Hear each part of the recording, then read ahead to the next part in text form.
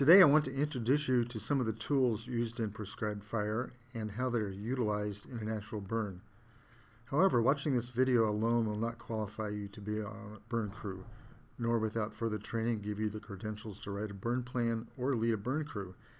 To achieve those goals, you will need to take specialized prescribed fire training courses, which in the United States are often offered by groups like the Nature Conservancy. Fire is potentially very dangerous and requires a high degree of skill and training. Therefore, in order to use this tool, you will need to complete training courses before participating in prescribed burns. Fire is one of the most globally widespread of natural phenomena, occurring almost everywhere except possibly in alpine communities, northern Europe, some tropical systems, and mangrove swamps. Fire is an essential natural disturbance in some systems, and is also widely employed as a conservation tool. For example, in chaparral restorations in Mediterranean systems around the world, in pine oak and pine forests in Mexico, and North American grasslands and ponderosa pine forests. The main uses of fire in restoration are to restore fire cycles to communities whose composition and structure are maintained by periodic fire and to control pest species. To use fire safely and successfully, you need to use the right tools and know how to use them. Here we give you a short introduction to some of the most common firefighting tools. Your burn plan and prescription lists the types of tools and how many of each you will need. In the case of a grassland fire, your tool list will include drip torches to ignite the fire, protective fire retardant clothing, backpack water pump sprayers and water tanks mounted on trucks to contain the fire, and radios or other communication devices such as cell phones. Fire managers usually have to obtain a variety of permits from municipalities and/or other regulatory agencies such as fire departments or natural resource management agencies. The permitting process is a means of ensuring that fires are conducted according to guidelines that support the health and safety of those doing the burn and those living or working in the area. Two permitting issues that have become important in recent years are concerns over smoke management and the potential impacts of the fire on air quality. For these reasons, regulators generally require some form of public notification before and during the burn. A large visible highway traffic sign, such as the one shown here, is a preferred method for in-the-moment public notification. You will want to check with your local fire department or natural resource management agency for current regulations and procedures in your area. Do this even before you begin to write a fire management prescription. Posting notification signs along major highways may be such a requirement, but even if not, prominent signs are just a good common sense precaution. Public notification is desirable for other reasons as well. Neighbors will be interested in all of your management activities, but the drama and effects of a prescribed burn generally draw the most attention.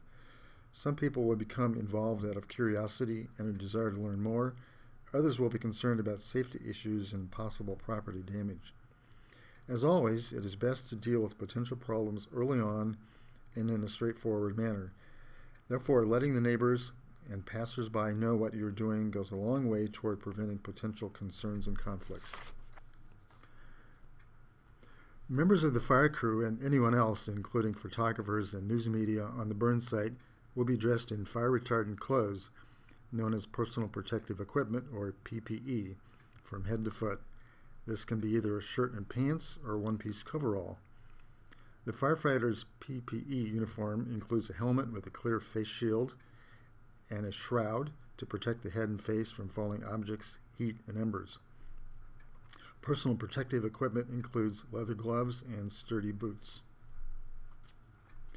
Drip torches are used to ignite the fire front. They consist of a 5-quart capacity fuel reservoir, a valve to control flow of fuel, and a tube to deliver fuel to the igniter.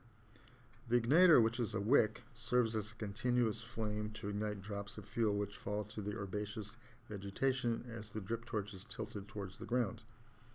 Torches are also available that are pressurized, carried as backpack units, or mounted on ATVs. Drip torches use a mixture of diesel fuel and gasoline to supply a steady stream of ignited fuel. To temper the flammability of gasoline, a mixture of diesel and gasoline in a 70% to 30% ratio is a rule of thumb for warm weather, and a 60 to 40 ratio is recommended for cooler weather. The higher the temperature, the less gasoline is needed. To be safe, it is advisable to use the minimum amount of gasoline to achieve the ignition of fuel. The drip torch operator works as a team with the first water and the pumper unit. She sets fire along the fire line in small segments, proceeding along the fire perimeter no faster than the first water and the pumper truck can extinguish flames and keep the fire manageable. A backpack water pump is basically a large squirt gun that delivers a stream of water through a trombone action instead of by pulling a trigger. Backpack water pumps come in a variety of materials and styles, from metal, rubberized material, or heavy-duty plastic.